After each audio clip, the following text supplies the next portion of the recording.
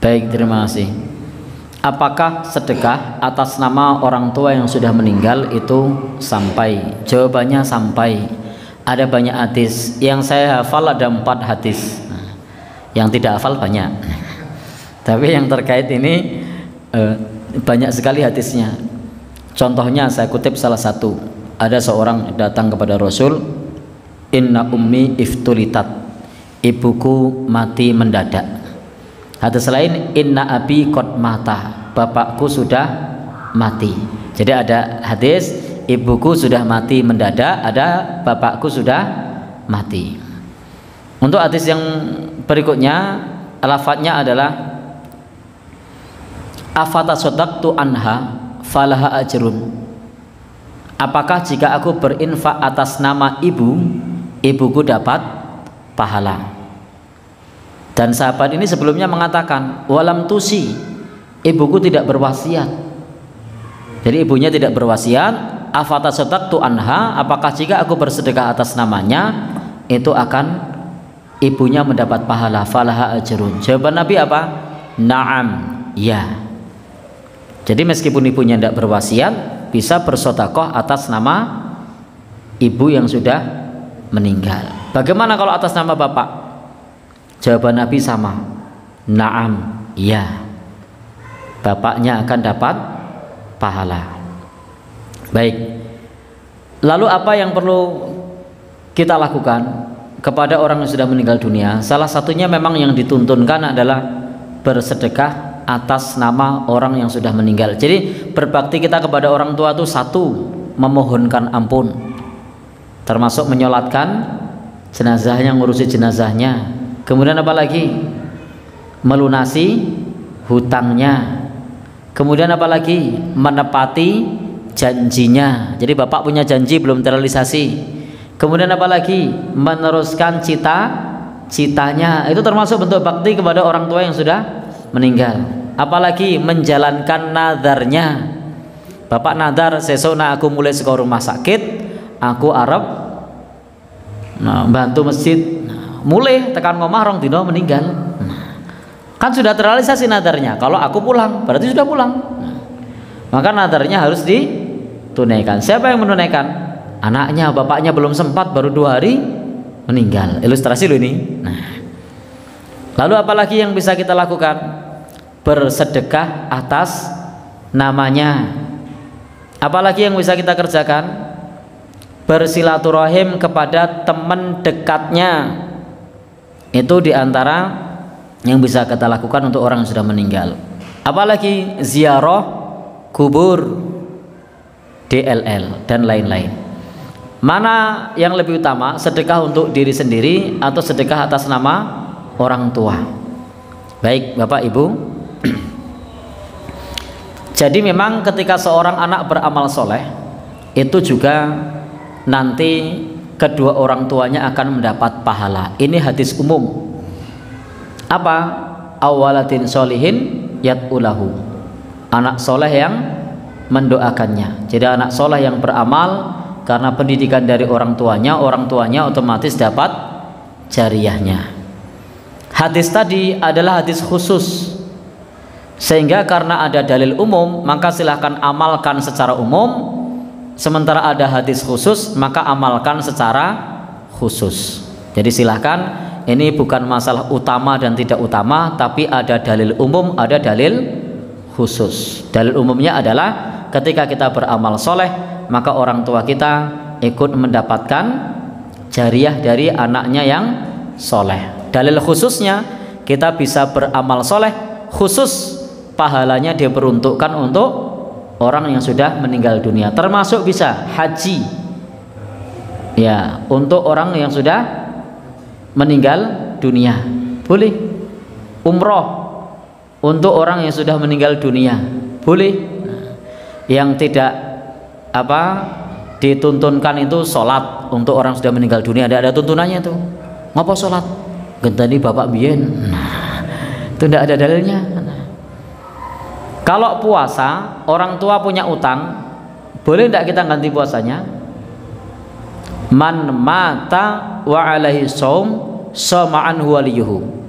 barang siapa yang mati dan punya utang puasa, maka ahli warisnya yang melanjutkan puasanya.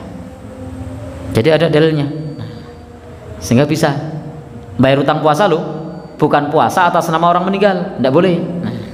Ngapa kok poso atas nama bapak? Boleh enggak? Tidak boleh. Ngapa kok sholat atas nama bapak? Boleh enggak? Tidak boleh. Tapi kalau sedekah ada dalil khusus, haji ada dalilnya, umroh ada dalilnya. Jadi untuk sedekah, haji, umroh bisa atas nama orang yang sudah meninggal dunia, boleh. Sehingga monggo Bapak Ibu, nanti kalau suatu saat di masjid ini ada pembangunan, boleh jenengan bantu di atas namakan orang yang sudah meninggal dunia. Justru itu yang dituntunkan. Tapi banyak masyarakat yang kemudian tidak memahami ini, lalu kemudian melakukan tradisi yang memberatkan. Kenapa? Karena format sedekahnya ditentukan, jenis modelnya ditentukan. Padahal sedekah atas nama orang tua itu formatnya bebas, jenis modelnya tidak ditentukan, dan bentuknya juga sesuai yang dibutuhkan oleh masyarakat. Kalau tahun 60-an, tahun 50-an, sedekah dengan cara mengundang orang untuk makan-makan, nggawa berkat, itu tepat. Ya, tepat waktu itu loh. Kenapa? Karena memang banyak orang lapar, banyak orang kurang mampu, sehingga ketika orang pulang bawa telur satu, diporo papat, anaknya papat. Nah, itu tepat waktu itu. Tapi untuk saat ini ngundang tetangga dikasih makan, itu belum tentu tepat. Kenapa? Karena bisa jadi nang omah wis do jajan, bisa jadi no Pak? Wah, bisa jadi wutuh nggih. Nyata itu. Oh nyata, wutuh. Ono meneh. Sik turah ono ora? Ono. Gimana Pak? Ya. Maka sekarang apa yang dibutuhkan? Nah, kita bisa bersedekah sesuai kebutuhan masyarakat. Biaya pendidikan mahal, bayari sekolah. Nah, ini lebih tepat sasaran. Apalagi kalau lapar, insya Allah tidak semua ya, jarang, sedikit. Maka kalau mau sedekah berupa makanan, cari orang yang memang membutuhkan makanan. Nah, tapi kalau sedekah yang lain yang tepat sasaran, monggo. Oh, masjidnya ini kebutuhan biaya AC-nya mahal. Nah, sedekah untuk bayar AC masjid misalnya, itu lebih dibutuhkan, karena bisa jadi pengurus masjidnya ya untuk alokasi dananya cukup besar. Nah, apalagi jalannya sudah tengglodek ini, oh butuh dicor, nunggu dana dari pemerintah ini kayaknya anggarannya masih tahun depan, yang tahun ini RT sebelah. Nah, ya sudah, sembari nunggu dari dana apa negara, kita gunakan uang tersebut untuk nambal yang bolong sebelum dicor utuh. Nah, lalu sedekah beli semen sama pasir atas nama yang meninggal, boleh enggak? Boleh. Jadi silahkan sesuai dengan kebutuhan masyarakat. Nah, termasuk bisa juga alternatif ketika ngundang orang tadi kanan kiri, tidak harus berupa makanan, bisa dibelikan kue samijan. Yang saya orang nganggo pak loh ini. Nah, ya. Itu kenapa? Karena kalau kue lebih tahan lama. Jadi andaikan tidak habis bisa dimasukkan ke kulkas. Nah, bisa dikonsumsi besok. Tapi kalau bentuknya tadi apa makanan, nah itu bisa jadi kalau tidak kemakan basi. Tapi kalau bentuknya kue tadi itu bisa tahan beberapa hari. Ini kita tanyakan ke ownernya nih, tahan berapa lama Pak? 3 hari. Ya, 3 hari lebih aman. Nah, 3 hari lebih aman. Iki aku ora promosi loh Pak, ilustrasi. Nah, ya, jadi ilustrasi. Jadi intinya monggo kalau mau sedekah atas nama orang yang sudah meninggal dunia, sesuaikan dengan kondisi kebutuhannya apa, jenengan bisa sedekah tersebut. Oh, masjid butuh mikrofon karena mic-nya rusak misalnya, monggo sedekah mikrofon. Oh, kampung butuh bondo desa karena kursinya sudah pada rusak, belikan kursi. Boleh ndak? Boleh. Lah engko nek kursine dienggo nanggap nonton.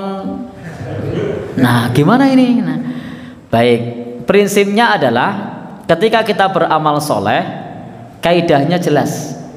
Yuktafaru fit tabi malah yuktafaru fil matbu. Diampuni bagi sesuatu yang sifatnya ngikut, bukan sesuatu yang sifatnya tujuan.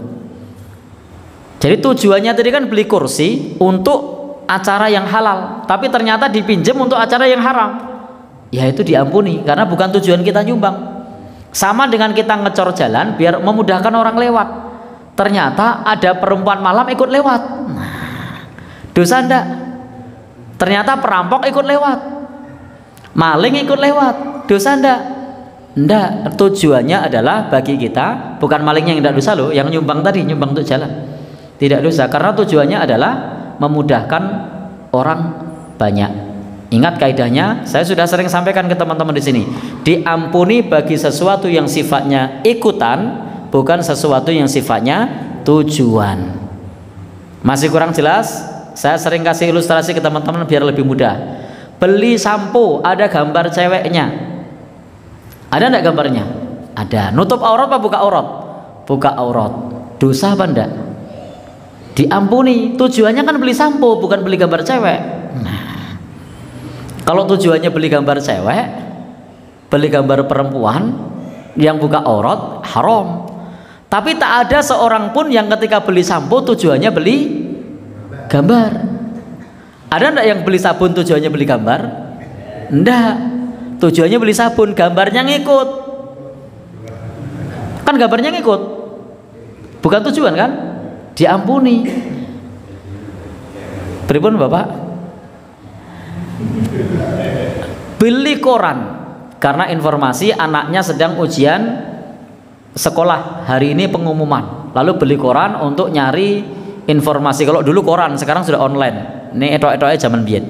Nah, beli koran pengen tahu anaknya lulus ujian atau enggak. Ternyata di koran itu ada gambar foto model. Nggak buka aurat lagi, membuka aurat lagi. Gimana? Boleh enggak? Boleh.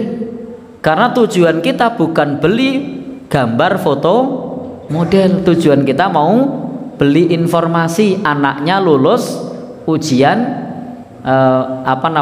kampus perguruan tinggi negeri apa tidak. Nah, jadi bisa dipahami ya.